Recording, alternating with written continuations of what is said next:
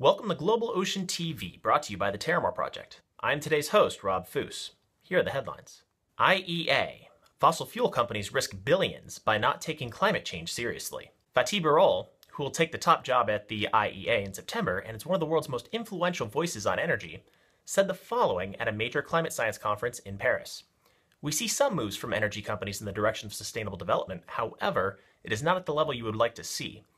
If they think that their businesses are immune to the impacts of climate policy, they are making a strategic mistake.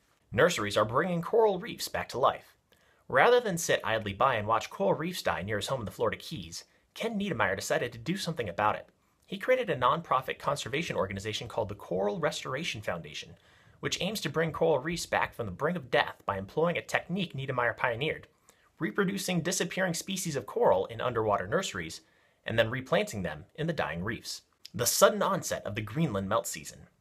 After a cool spring kept Greenland's massive ice sheet mostly solid, a comparatively warm late June and early July have turned half the ice sheet's surface into liquid, well outside the range of normal for this time of year. Hot springs on the seabed are a rich source of iron for the ocean.